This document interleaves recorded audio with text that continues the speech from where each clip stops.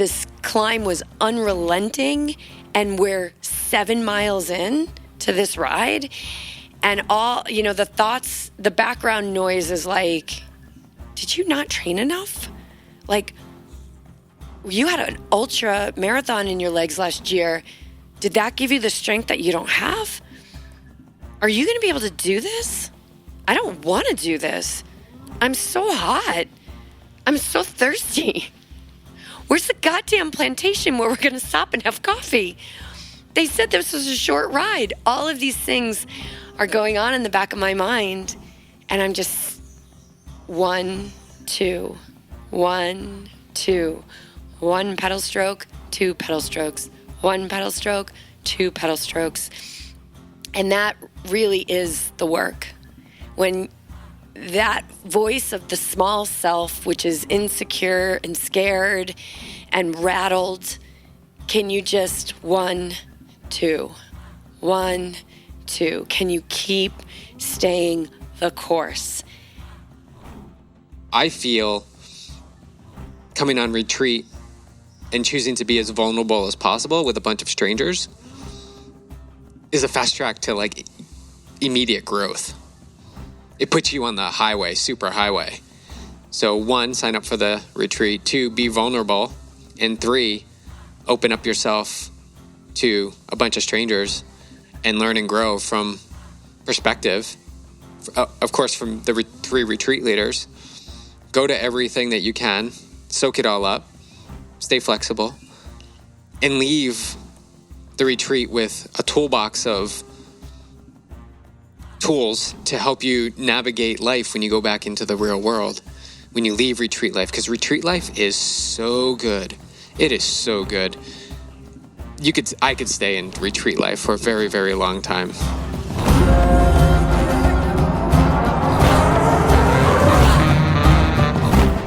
Welcome back to the Yogi Triathlete podcast. I'm Jess. I'm here with BJ, and we are still in Costa Rica.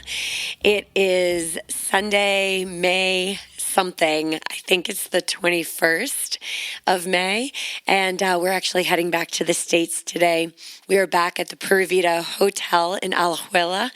There is a reason why my voice is so raspy, and we'll get to that. I can't believe it hasn't recovered yet, but yeah, welcome to the show, Beej.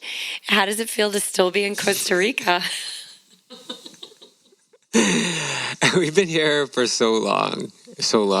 But I shouldn't say I don't have any desire to be home, but, I want to go home and see Clark. Of course, I'm a human. But to be down here and immersed this long, over 2 weeks, what a phenomenal experience it's been, and immersion it's been. Like, really. And I know we'll get to takeaways and what our experiences have been like. But it's just funny that we're still here. Like, we've seen people, we were here before people got here. We experienced 2 big, powerful challenges. Well, challenge and then the retreat, and saw people come and go. And then we arrived back where we started. And we're still here. And everybody else is back home. Everyone. So we're the last yogi standing. And we were just talking at breakfast about how, today is departure day, and you can really get ahead of yourself and, think about like, I got to get the final things into the suitcase, and we got to get the liquids into one bag, and we need to go through customs, and it's so long before we get to Dallas tonight, and then we have 3 hours, and then we have to, drive home from the airport to see Clark, and you can so get ahead of yourself. But wouldn't that just go against the grain of what we've been living and teaching for the past 8 days in Nosara at the Awake Minds Yoga and Meditation Retreat? It is a tendency of the mind to go into the future or rehash the past.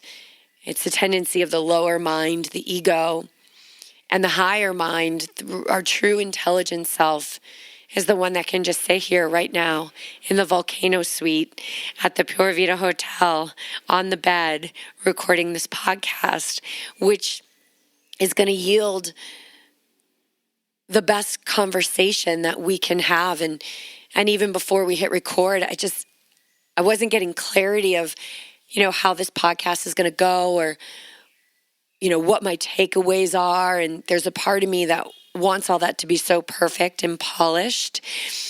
And so my answer to all of that was, well, let's just hit record and start talking, because the lack of clarity to me sometimes is like, that means just move forward from that present moment and trust the process, stay the course, which was one of the things that we talked about at the retreat. Yeah, one of the tenets that we practiced at the retreat was non-stealing. So we're almost stealing the experience that we're going to have over the next, 14, 16 hours, if we keep looking forward to getting back to Clark and getting back into life, or even looking back, like really just relishing in what we experienced at the cycling challenge and then at the retreat. So the takeaways from these experiences and implementing them into daily life is that connection point. So we heard a lot of people saying, hey, I'm on vacation at the retreat, right? I'm on vacation. Well, yeah, it may be your vacation time, but you're on retreat. So retreat is an opportunity to take in all the information that resonates and put it into practice. So reading the yamas and niyamas, non-stealing. So as we venture into this experience home today, I'll speak for myself, how can I just be in each moment, not trying to hurry along? And there's so many challenges in that, like standing in line, waiting to go through customs. I just wish the line was shorter. I just can't wait to get to the other side of it. And then I'll have some relief. But then it opens up the next connecting flight, and then where we're going to sit and who we're going to sit next to. And how long is this flight? And it's 4 hours. Whoa, we're only 2 hours in. So there's this constant mind desire to just be over with it, be done and over. And then once we get home, it falls right back into that again. I just want to get to tomorrow, because in tomorrow I'll be well rested. And we cycle through this over and over again. So my point is, we have an opportunity ahead of us in about 2 hours when we head off to the airport to just practice non-stealing of the moments that are laid out for us to grow. So the theme of our retreat was teaching the yamas and the niyamas, which are the first two limbs of yoga, which is the supreme science of the mind. It's an 8-limbed science of the mind, which is often lost in the Western world because we have condensed it into the gymnastics that happen on the mat.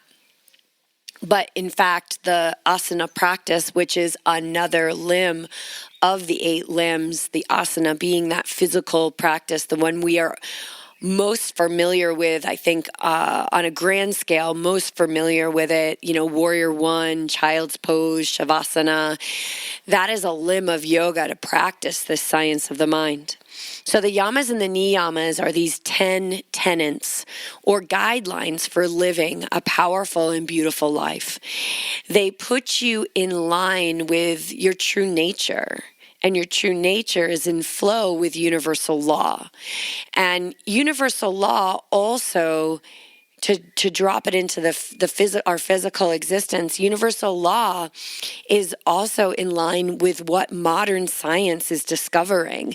So we could even look at the scientific laws of material science, and what you'll see in there, like attracts like, everything is energy, all of those things align or reinforce universal law. So the yamas and the niyamas, the book we studied, was written by Deborah Adele, and she likens these tenets to a GPS system. that they are a navigation system that allows us to live in the direction of what we all truly desire, which is a happy, healthy lifestyle. And so in its essence, these tenets allow us to live in that way, and they give us guidelines or instructions to take into our everyday so that we may live with less effort and carrying less weight on our shoulders, and certainly being free of reactive responses to the world that enhance stress, which lowers our health, mental and physical health. So Yamas and the Niyamas by Deborah Adele is a really wonderful book if you're curious about living in line with your true nature. It's very logical the way she describes it. I mean, she talks about like the Kung Fu series. She tells stories that are really relatable and easy to digest. So that I think that's a wonderful, I mean, I could say it's like a starter book, but I've been practicing yoga for 30 years now, and I'm still reading and taking things away from that book. So it's for the beginner's mind, whether you're a true beginner in the sense of you're just stepping onto this path, or you've been on this path for 30 years, and what you develop on this path over 30 years is a sustained beginner's mind, where you're always open to learning, and you are aware of the hard lines that keep you limited and small. So this is a wonderful book, but all that talk about present moment and the rehashing of the past and the jumping into the future, let's go back. By the time you guys get this drop, you will have had one of the Pura Vida Cycling Challenge podcasts, which actually drops tomorrow. Then this is going to drop, and then you're going to have I think is a really special podcast where we bring in the local community here in Alajuela, the cycling community, the ticos and the ticas that we are out there riding with. Dan Casey, co-founder of Pura Vida Cycling Challenge, acts as my co-host and translator, while BJ and Jennifer Volman, the other co-founder of Pura Vida Cycling Challenge, are doing like the video and getting B-roll. I mean, it's such a team event. John, our producer, is putting together the video portion of that podcast. And so you guys will be getting that drop, I think, the following week after you get this. And oh, wow. So there's so much that's already been said about the cycling challenge. And, but I think that we'd be remiss if you and I didn't share, our takeaways or our favorite moments, because those are things that perhaps we didn't include in those podcasts because we wanted to shine the light on our guests. Sure. I'll start. Yeah? Yeah, that sounds good. Some favorite moments, and they just flooded in. First off, arriving Thursday, and then, right, it was Thursday? And then Thursday night, Bizcocho and Ellie were here dropping off a bike for me to use while I'm down here. And it was 8 o'clock at night. And he had been working all day at a new job where it requires a lot of attention and responsibility. And he was still there to put my pedals on, put my seat on that I'd taken with me, and adjusting the bike so it would fit well. And doing that at the end of a long day without any distaste or frustration, or it was all joy. Super excited to see us. We had laughs in that 15, 20 minutes they were here. We were laughing, having so much fun. And that just set the tone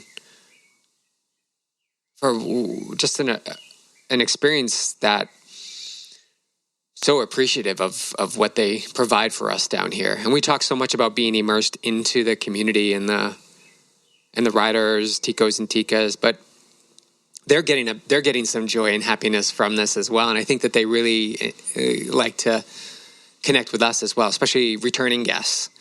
That's another thing, was just reconnecting with certain riders and making friendships with new riders, and hand gesturing most of the days to break that language barrier. We're all talking about the same thing. That was super impactful. I think the other thing was having Jennifer bring that to my awareness. I think after the first night, about why don't you just ride like you're riding with me? Maybe just ride a little bit harder, because what you showed, a little bit today, you probably should be, further along up in the riding. And I just took that to heart. So thank you, Jennifer. With Jess as the backup, always supporting me to push my limits. So that simply changed the next 4 days for me, with a focus of, when we get to that major climb, I'm going to, give it a good effort. And not, again, back to what we just talked about, not getting too far ahead of what happens if I get to the top and I'm gassed and we still have, 30 miles to get back home. Not thinking about that, just being immersed in the moment. And so I had that one epic climb on Sunday, the long climb, which I really wanted to do well at. And Lewis was with me and jockeying back and forth between some Ticos, and then surging past them, and then them coming past me, and then Lewis talking some smack talk to get them motivated, all in fun. And then all meet at the top. That was probably one of the highlights of any day for me. That's the second day? The second day. The 10,000 feet of climbing, 85 miles. Yeah. That's a big day. That's a big day. Big day. It was awesome. So much fun. Too much cola, for sure. By the end, I was done with the cola in my water bottle. Yeah, those two really came to light. How about you? I think the two takeaways that just came in is, the first one is what I have already said on this podcast: trust the process and stay the course. So we arrived on Thursday night, and Friday, you and I went for a shakeout ride, which a shakeout ride for the Pura Vida Cycling Challenge is riding up a volcano. And I felt horrible. Let me just give some labels to it. I felt weak. I felt gassed. I felt slow. I was hot. So hot. This climb was unrelenting, and we're 7 miles in to this ride, and all, the thoughts, the background noise is like, did you not train enough? Like, you had an ultra marathon in your legs last year. Did that give you the strength that you don't have? Are you going to be able to do this? I don't want to do this. I'm so hot. I'm so thirsty. Where's the goddamn plantation where we're going to stop and have coffee? They said this was a short ride. All of these things are going on in the back of my mind. And I'm just 1, 2, 1, 2, 1 pedal stroke, 2 pedal strokes, 1 pedal stroke, 2 pedal strokes. And that really is the work. When that voice of the small self, which is insecure and scared and rattled, can you just 1, 2, 1, 2? Can you keep staying the course? And then there's the other voice that's saying, yeah, this is just your baptism back into Costa Rican riding. You forgot what Costa Rican riding's like. Like 7% is flat.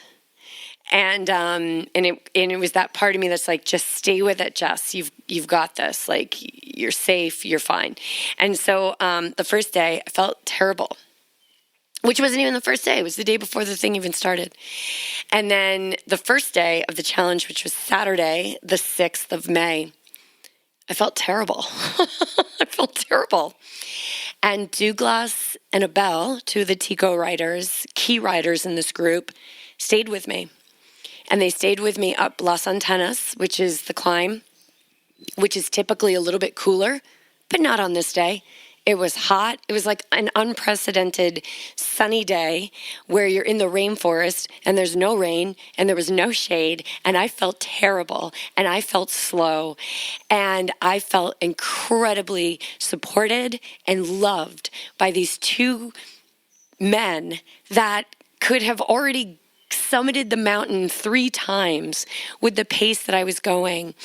And I was just patient. And they would put their hand on my back and they would push me up different sections. And I allowed it. And I loved it. And we were connected. And Douglas was like, he literally had time to go pick flowers. And they were like sticking them in my back pocket of my cycling jersey and in my ponytail.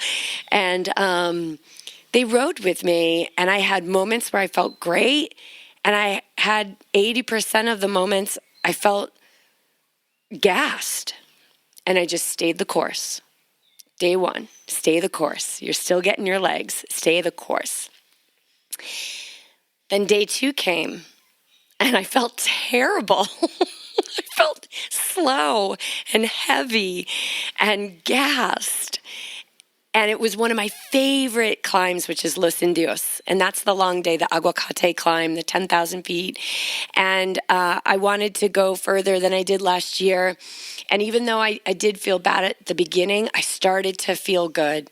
And I decided to pull myself out at the lunch stop after about 50 miles. And so I just continued to trust the process. I let my yes be yes. I didn't beat myself up for pulling myself out. I knew it was the right decision for me, and I threw myself into support, and I had an absolute blast for the rest of the day. And then here comes day 3. And day 3 is the second takeaway, which is don't ever count yourself out. I felt amazing.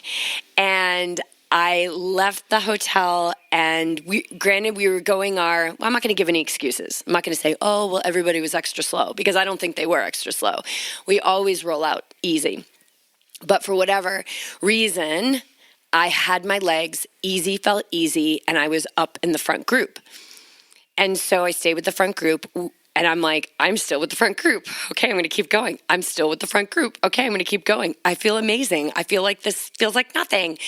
And then we got to the climb, and I'm still with the front group. And then the front group, which you're a part of, BJ, you guys start to pull away. Then I'm like, I'm in the chase. Like, I am the chase pack. And Jennifer said, we're the chase pack right now. I'm like, I am the chase pack. And I stayed there and I led the chase pack and finished that day up El Cacao, which is a climb you do towards the end of the ride. I think you do it about 3 times. You climb it 1 time. I think on the first day you actually descend it. And I had Dan next to me who was like coaching me in my ear, and he was like, okay, you're going to go around this corner and then you're going to punch it. And I was like, I feel so good. And I punched it. And Johan, who, is the director of Swedman, the winner of the Himalayan X-Tri, said that he had to get up to 500 watts just so he didn't get dropped. And I was like, it was amazing. And I felt so good. And so that's my other takeaway is never count yourself out, but you have to commit to the first takeaway, which is trust the process and stay the course. Yeah, you need to show up.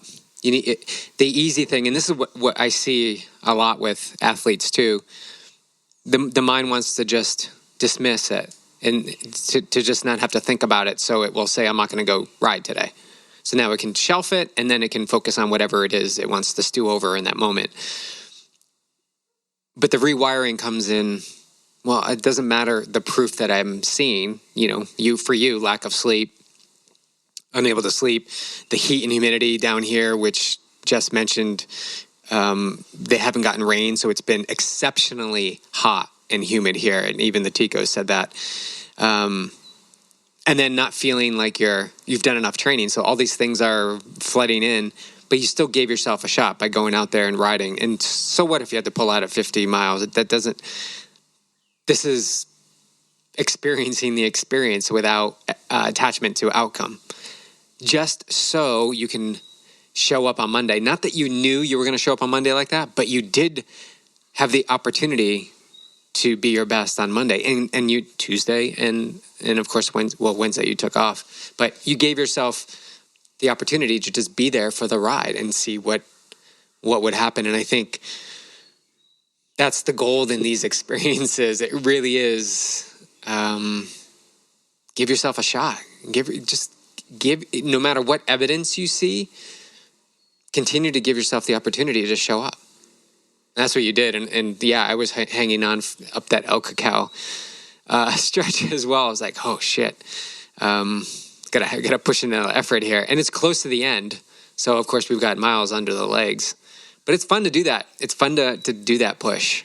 Yeah, and being so in the moment. Like, that was the ride of my life. That ride was at that point in my life, that was the ride of my life. And then the next day became the ride of my life. And so on Monday, you know, I didn't even think, not even one, I don't even think once did I think like, oh my God, I'm going to gas myself for tomorrow. I was just so like, oh my God, I'm having the ride of my life. And then I decided that night, when we were talking about the next day, which is the Queen stage, Sacramento Barva, which is probably the one that people, even more so than the big day, like where they, you know, if they're nervous about something, because that's where we have the sustained, you know, 25 to 30% pitches. I just decided that night, like, I'm going to feel tomorrow like I felt today. And that I climbed so strong up that. So yeah, never count yourself out. I've got one more thing I want to wrap up about this experience, but I just wanted to see, is there anything else you have before we move on to the yoga retreat? Any final words? It was a totally different experience than I had the first time. So when Jennifer talks about being surprised that people are coming back, I can see why people come back. It's a completely different, it's the same road, same routes, a lot of the same riders. But you can have a different experience each time, and each day, and each pedal stroke, each climb, each descent. How you show up to those is completely in your control. Your attitude. Deb, who was here, had an amazing attitude, a curiosity.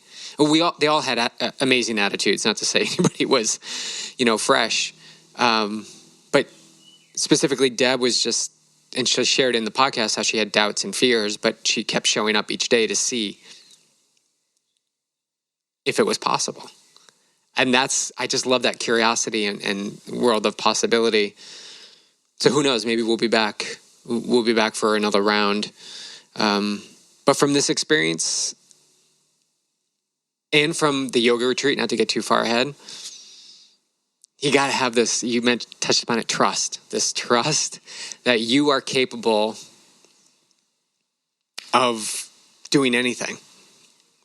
The form it takes, when it happens, and how it happens, completely out of our control. So the work is in getting yourself to that start line or beginning and just meet it and greet it with a curiosity of what's possible versus anything that wants to judge or keep you in lack or keep you fearful or keep you in doubt that it can be achieved. And I think that includes also like procuring the funds to attend something like this. Anything is possible. It's everything in our life is nothing more than the result of past action. And when we train the mind to focus on what we want and not on what we don't want, none of us want lack. None of us want financial stress. None of us want to live in survival mode. But it's just, that's what we've practiced. It's conditioning in our world. And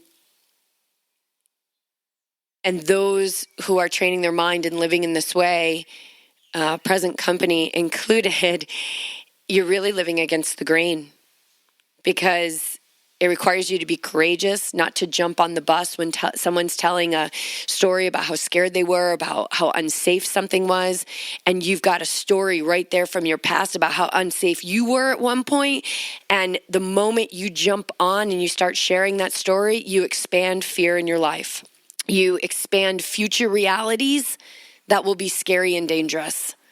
And to self-regulate enough to hold space for someone who may be scared or fearful or living in lack, and not trying to change them, but turning all of your focus inward to not jump on that bus. This is not how the masses live, and it is living against the grain. And it's tough because there's a part of us that says, well, our wounds and our traumas are what make us special. And that's not true, because you are so special and loved just simply because you exist. You are perfect. And there's so much in a day to bring you down and to pull the mind down, and that staying the course is what's going to allow you to continue to rise above, to create the reality that you desire in this life. I just want to speak to one thing, which I think is something that really came very clear to me during this cycling challenge. I agree with you, BJ. It's different the second time. So the first time I created instant friendships, and then the second time those friendships deepened, and then there were other friendships that were maybe in the infant stage, and those deepened on this, like spending so much time with Douglas this year, Umberto, who makes me cry on the podcast, which is about to, launch for you guys, to learn more about them as not just ticos and ticas in the cycling community in Costa Rica, but as brothers and sisters and a part of my global family. It's almost like you can't not come back. It's one of the most special things in the world. But something I want to touch upon, I'm getting to it, guys, thank you for your patience, is that Johan was here from Sweden. And like I mentioned, he's the winner of the Himalayan X Tri. He has done Norseman. Jennifer met him at Starvation Tri last August in Utah. He is the race director for Swedman. He just won his age group at Ironman Texas with a 9:02. So my question is, when on paper is Johan and Jess ever together riding every day? There is no scenario where Johan and I get to spend 5 days together riding bikes, laughing, talking about the day, talking about how hard it is. It just doesn't exist except for here. And so there is a pace for everyone here. And if you cultivate that mindset of never counting yourself out, you may just be pulling Johan up a climb at the end of the day like I did. And that blew me away, because we had heard about this guy that was coming, and, I was calling him the Himalayan master. And, this guy's legit and strong and awesome and funny and probably more similar to me than different. And I just couldn't put him and I in the same room for 5 days anywhere else in the world except for this cycling challenge. And I think that is something that is incredibly special, because in the rest of the world, him and I are miles apart. This goes, and I know we want to move this along, but it goes back to having an experience, carefully choosing who you ask for advice and opinions and experiences. As you were talking about before, about someone sharing a traumatic experience on the bus about what was happening, and then not offering up your experience to add to the fire of what could happen. Instead, having an experience, like on paper, and having a conversation about Johan being what he is would intimidate anyone and say, I'm not going to come to this challenge at all. But the point here is that's just information, and we're seeing it through the filter of our own mind. If we are awake enough and aware enough to notice that that's just information, and we don't have to put our emotions on it, we can treat it as, oh, it's a great opportunity to learn from someone who has so much experience and to ride and pick their brain and ride as many miles as I can, and then go into the truck and follow along and be a participant in that realm. So as you hear us talk about the challenge and wrapping up the challenge, and you feel like you would have a fun experience and an enjoyable experience here, and it's something that you feel a tug towards, yet the mind stuff interjects and says, I can't afford it. I'll never be able to afford it. I can't get fit enough. I live in Milwaukee, Wisconsin, and I can't train on hills, which these ladies did on the trainer, and they still were able to accomplish it. If that awareness is not something you practice every day, you're going to continually, you're going to build this momentum into the stories that you're telling yourself, and it's going to be tough to undo that story.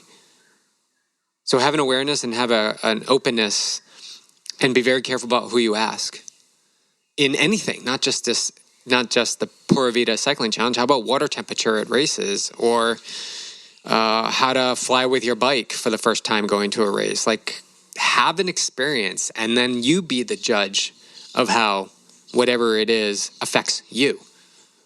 Yeah, really powerful stuff. There's so much learning from this time down this 2 weeks down here in Costa Rica. I wouldn't trade it for anything. And it's continuing. As we mentioned in the start, it'll continue when we get to our next leg, which is the airport to go home. Yeah. And you know what else is going to be when we get home? What else is going to be there? Bundle of joy and love. Yeah, Clark. But also like our debt and, right. Rent, which is going up $200 next month, and all the other challenges, And so living now is so important. And, instead of focusing on what we can't have, we could put our focus on what is it that we can do in this moment. And that even could be shifting a thought in the direction of what we desire. That matters. That matters. Oh my gosh. Every action has an equal and opposite reaction. We live in the world of cause and effect. Everything up until this moment is the result of past action. So knowing that, which is so often forgotten in a day, knowing that every action you take, and thoughts are action, by the way, they are things, that every single one is going to have a result. Whew. If you just had that in the forefront of your mind, I know, I'll speak for myself, it really cleaned up my act. So, onto the retreat. All right. Vacation. No. Yeah, I think that's something else to speak to, is that these retreats have something for everyone. Because for some folks, it was a vacation. For some folks, it was like, I am here to get through this thing that has been keeping me in misery, and I don't want to live in misery anymore. So it's as deep as you want to go, and it's all relative. What is deep to you? Deep to you might just be like, I don't even practice yoga, and so I'm going to just go to the morning practices. And maybe you go to 3 of them, but that's a deeper practice than you've ever had in your life. So there's something for everyone there. And, we had people that were going out to lunch and going out to dinner and going into town and going surfing, and you can have as much activity as you want. And then there were some people that never left the gates of Blue Spirit. So there's something for everyone. And we honor that. Valerie, Megan, and I, we will meet you where you're at, because that's unconditional love. And it's not an act, and it's no effort. Every single one of those people that pulled the trigger and put down their deposit and, made their payment and made their way down there, they all trusted the process to some degree. And it's relative to them based on their past, based on the lens that they see the world through and experience life through. But every single one of us, whether you've been practicing yoga for 30 years or the first time you unrolled the mat was, in Sky Mind Hall last week, we are more similar than different. And that the depth of our life and the practice and where we're willing to go in a moment is relevant to us.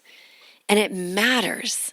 Every single person matters equally. Yeah.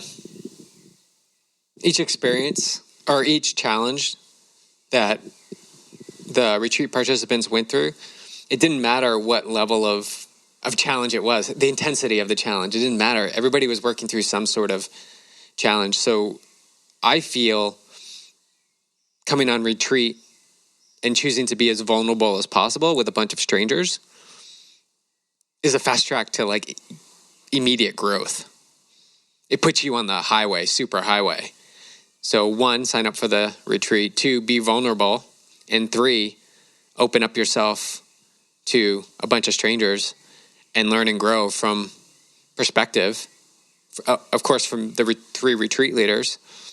Go to everything that you can, soak it all up, stay flexible, and leave the retreat with a toolbox of tools to help you navigate life when you go back into the real world, when you leave retreat life. Because retreat life is so good.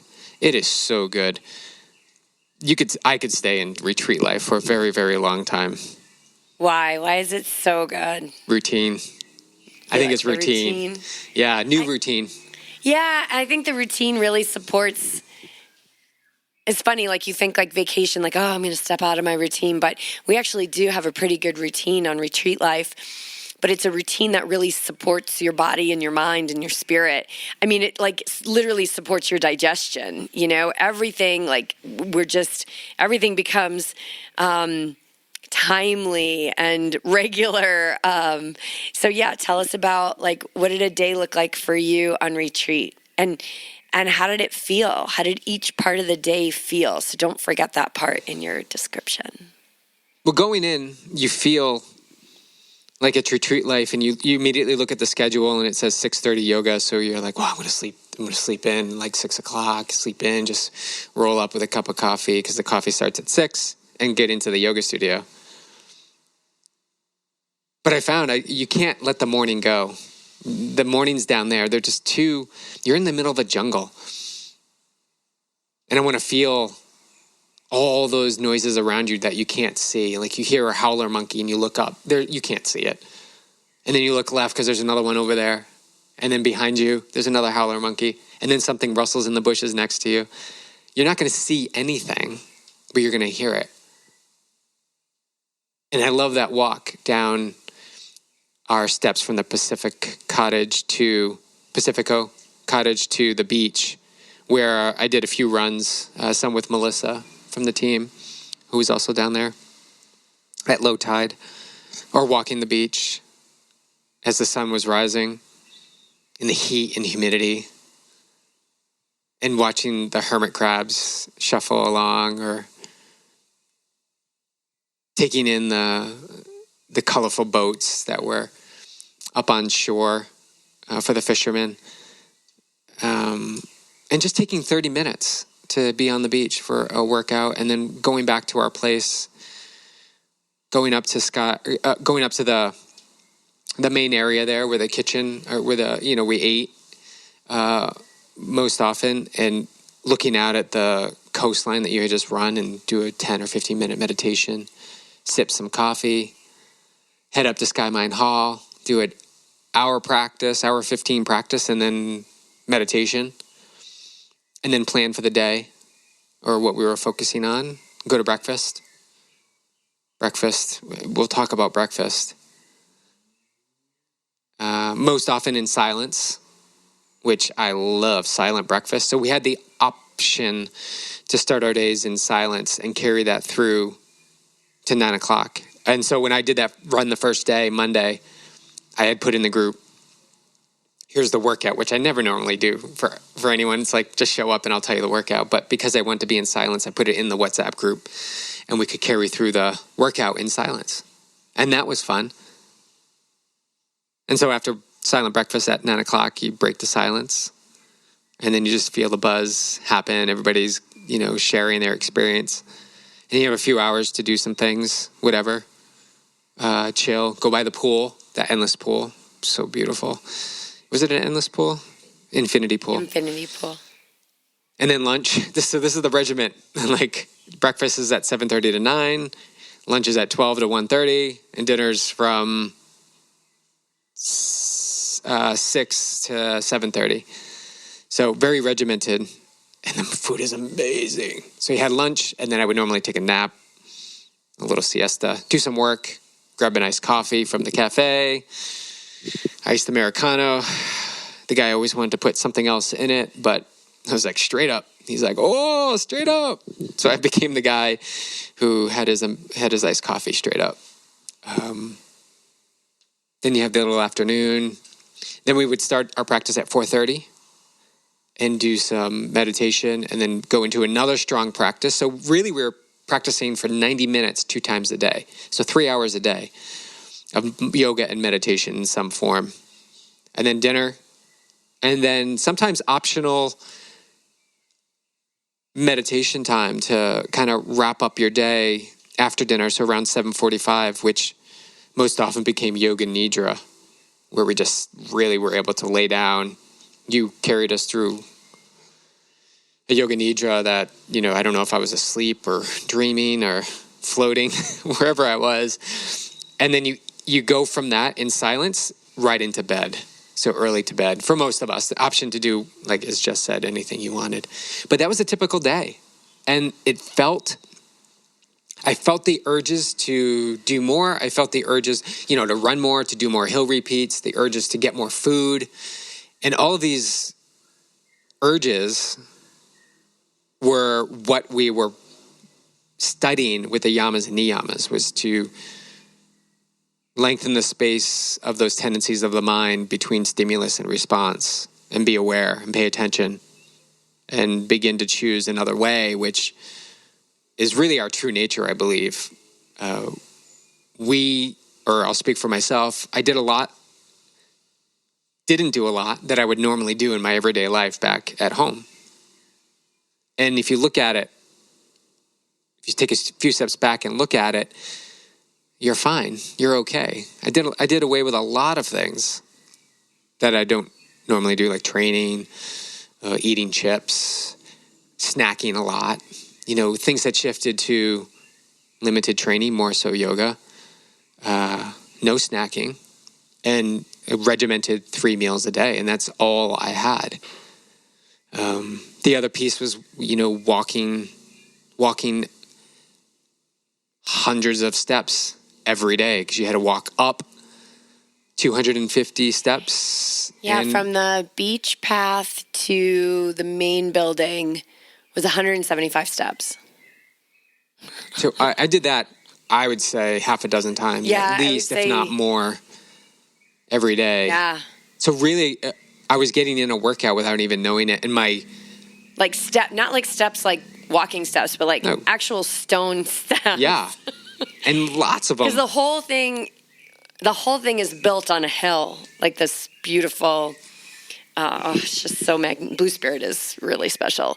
So it was just an extension of the cycling experience. We were either going arriba, up, or abajo, down. My glutes felt phenomenal. So to break the my glutes are better than ever. First thing in the morning, you got to walk up these steps to get up to 125 the main, from our place up to the. It's like right away though. Yeah. It's not like at home where we walk down our steps and go out front onto the road and walk to the beach, and there's no warm up. So yeah, that was a typical day, and to just wrap it up with the feeling, I felt at peace. I felt I was awake to the urges that were swirling around. Were you challenged at all? Yeah, absolutely. I think there's this idea of you go on retreat and it's like la la land, and it is la la land, but it's also like you remove the distractions of life, and it's you and you amidst 22 other people. And so you get to see what gets brought up, with maybe how another person is navigating the day or the choices that they're making or whatever it is. You get to see what's coming up for you, because it doesn't matter what the other person is doing. Whatever you feel is going to tell you your peace is sustained or your peace is disturbed. And if your peace is disturbed, that's your work. And retreat life creates this, my mental preference is like, I kind of can't stand this word, but container.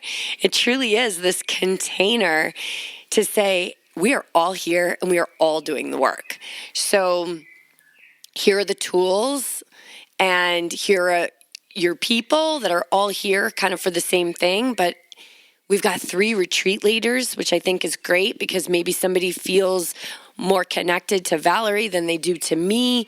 And that doesn't mean anything other than how wonderful it is to have 3 different well-established retreat hosts there to support you, and you get to go to whoever feels most comfortable for you. So yeah, I mean, stuff's going to come up. And usually on this retreat, things start to happen around Tuesday, which is kind of maybe leads me to explain why my voice is so scratchy. So we get there on Saturday. It's a Saturday to Saturday retreat, 8 days, 7 nights. And you first get there and you're just like, it's a big exhale. This place is vibrant and beautiful. And there's smiles everywhere. And there's so much exciting unknown. And there's an inherent safety that you have arrived and that you are supported.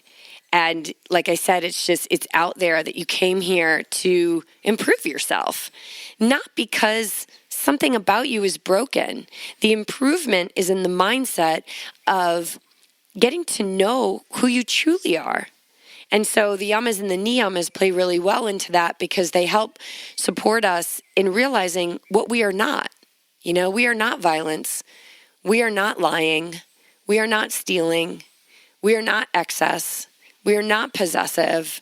You know, we are not toxic.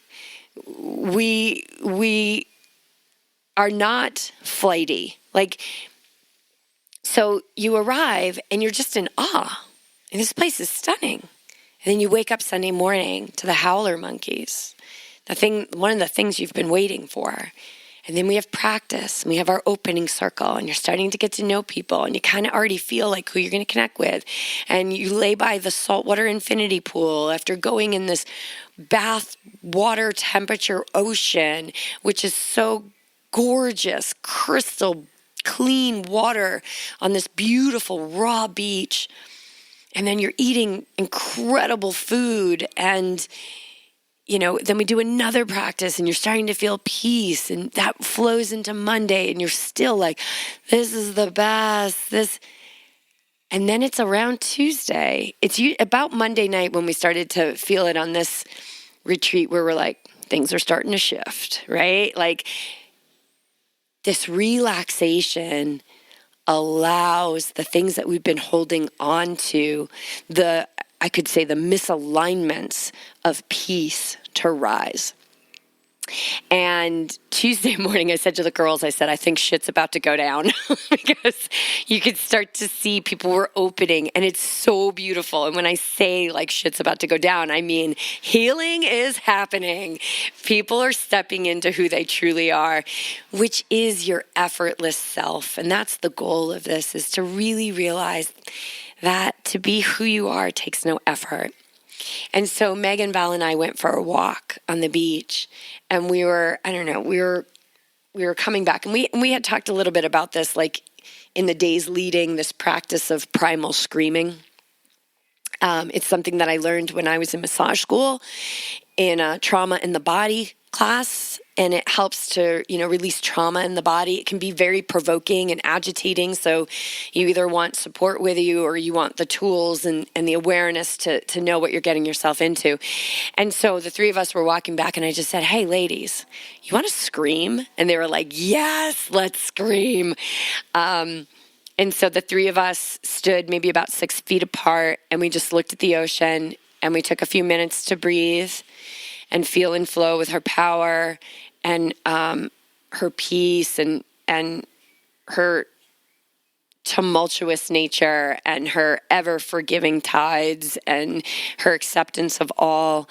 And then we took a collective breath in, we took a collective breath out, and then we took a big, big breath in, And then we just screamed.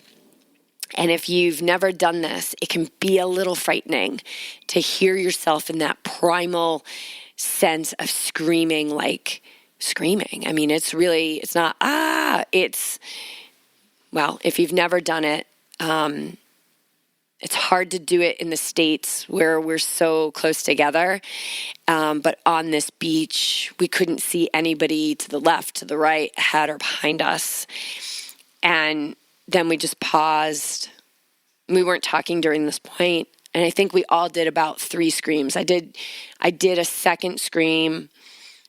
And I was like, I think I got one more in me. And I screamed to just my guts. And then all of a sudden, in the middle of the scream, it went silent. I had screamed the voice completely out of me. And I've been recovering ever since. That day, my throat was a little scratchy. It was a little like I definitely moved some stuff. And in the middle of the night, it was a little sore. And then the soreness went away. I just kind of watched the process. And but the voice has been recovering ever since. It's been, well, probably 15, 18 years since I've done a scream like that, primal screaming. And so it was quite releasing. And I had felt a little something like a if I was to describe it was like a corkscrew on the right side of my heart. I don't know what it was, right? Like we are always transmuting energy. And I think we can get really stuck in like, why? Why am I feeling this? What is going on? Like, or the thoughts about it, like, ooh, that triggered me. And, and we're always looking outside of us. Or we get trapped in trying to figure it out. And when we release the need to know why, and we just follow that intuitive voice that says, ladies, you want to scream right now? We stay in flow. We stay the course a lot easier because we're not identifying so much with the mind about trying to make sense of what it is that we're getting a hit to do or what we're feeling. It's like when you're present, you feel these things coming up in your body. And I feel like that release, for me, I won't speak for Val and Meg, but that release was a wonderful clearing that allowed me to, transmute other energy through the week. And that's what we do a lot of times when we're in a support role. We are taking on energy. We're pulling that energy. And I can speak as a retreat host. We're kind of pulling that energy from the group, and we're transmuting it. And that's what the yoga masters would do. They would transmute the energy. And because there's a clarity that when we feel something that is heavy or sharp or agonizing, that we have an opportunity when we stay awake to transmute that energy back to love. And so we did that with those screams, and then we continued to do that all week. People kept saying to the 3 of us, how are you doing? You guys are doing a lot. Are you exhausted? Like, are you going to be exhausted when you leave here? Like, what do you need to do to recover from something like this? And it was so funny because it was happening separate between Val, Meg, and I. People were saying, which is so wonderful and so caring that our guests are, concerned about our well-being. And I think it's a real testament to when you find what you love, you never work so much, but you never work a day in your life. And all of it feels so effortless, and it continues to be a great honor of my life. And we were counting yesterday, BJ and I, that yesterday wrapped up my 13th retreat. And I think our first retreat was in 2018. So I have done 6 with the Women of Awake Minds, and then I've done 7 with you, BJ, through our Carlsbad retreats.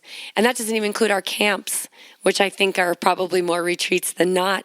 And so it's incredible when you find your Dharma in life. And your Dharma is that thing that knocks on your door all the time. It's the thing that you find that comes easy to you. It's the thing that you are drawn to. And it doesn't have to be your profession. But it's important to find what you love and to do more of it, because the world needs you to share your gifts, and that's where your gifts are found. Yeah, I don't know how to top that. That's a beautiful description of everything that your life has been and what your life is and really where you're going with these retreats and experiences for people to provide support, all three of you. And there'll be more retreats, more opportunities for this growth. We're just recounting one in Blue Spirit, which just happens to be a blue zone in Nosara, Costa Rica. But they can be anywhere, and you can also do this at home. You can also spend some quiet time and immerse yourself into stillness and silence. So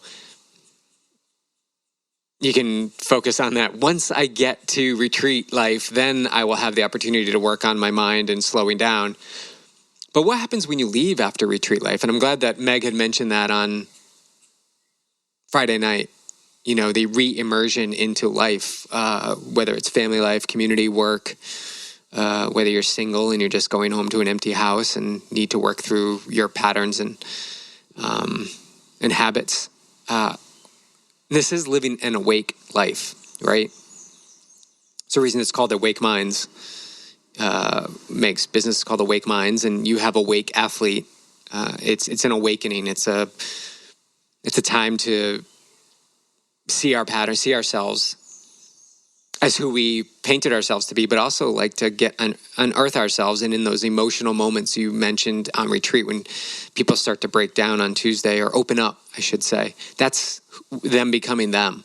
So they're removing obstacles that are keeping them in suffering and lack, and who they believe they are. And it's moving them into a place of, this is who I am. And I've always been this person. And it just so happens you create a safe environment, all three of you, to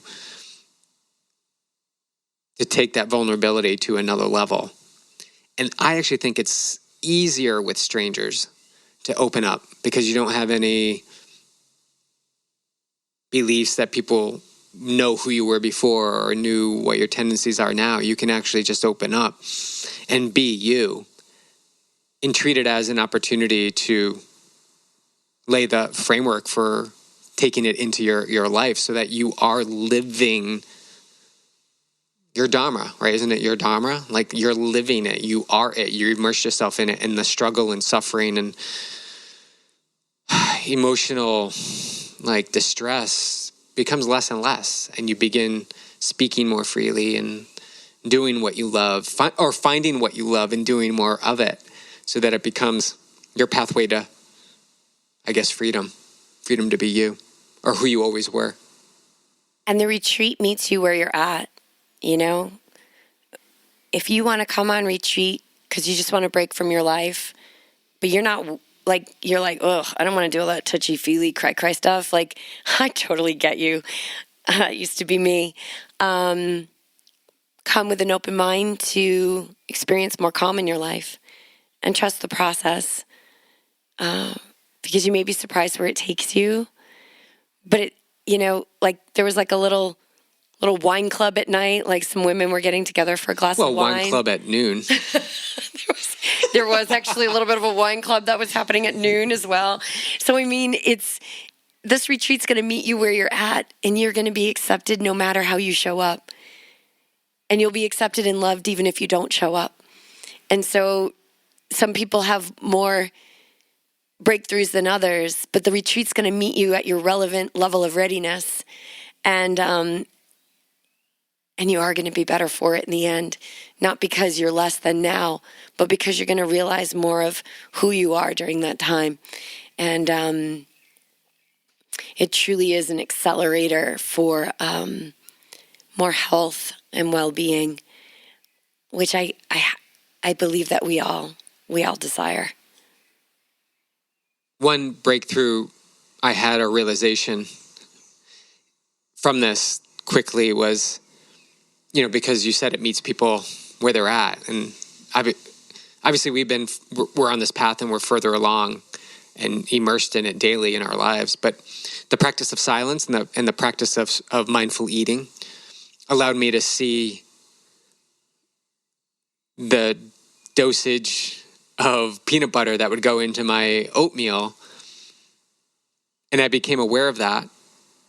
And slowing down allowed me to really feel the fresh papaya melt in my mouth and the strains of juiciness from the pineapple combined with the bananas, which looked not ripe, but they were just perfectly ripe, with a scoop of oatmeal and peanut butter wrapped into that with a little bit of cane sugar and cinnamon, like one full bite like that, one after the other, was so delectable.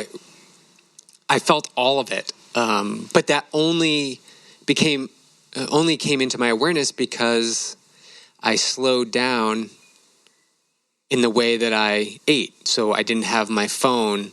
I wasn't updating plans. I wasn't trying to fit it in before I had my next workout or athlete call. It was because I chose to spend this time in silence and stillness, take in nature, take in the nutrients of my food, and create a new relationship with it.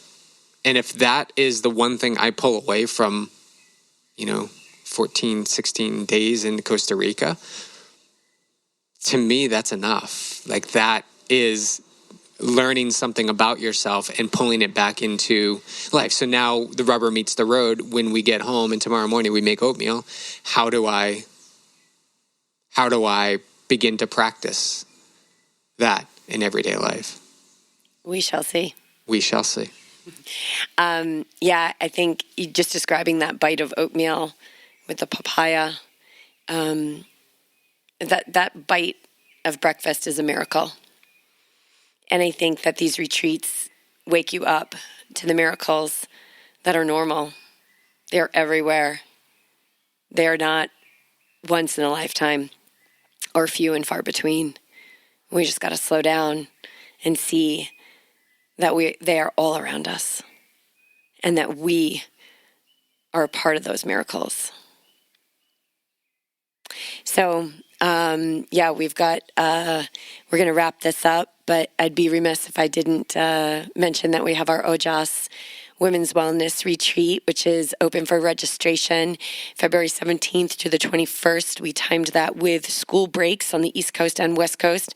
Hopefully the middle of the country also aligns with that. We've had a lot of people from the school system say, hey, can you please do a retreat when there's a break? Well, here it is. Of course, it's not just exclusive to people who are on vacation that week. So please, it's a small retreat. We take over the entire retreat center. We only have room for 11 more guests. And so don't wait. And you can find that on awake-minds.com. You can DM me through YogiTriathlete on Instagram, or Jessica Mikowski on Instagram, or BJ, or any of us through comment on this post for this podcast.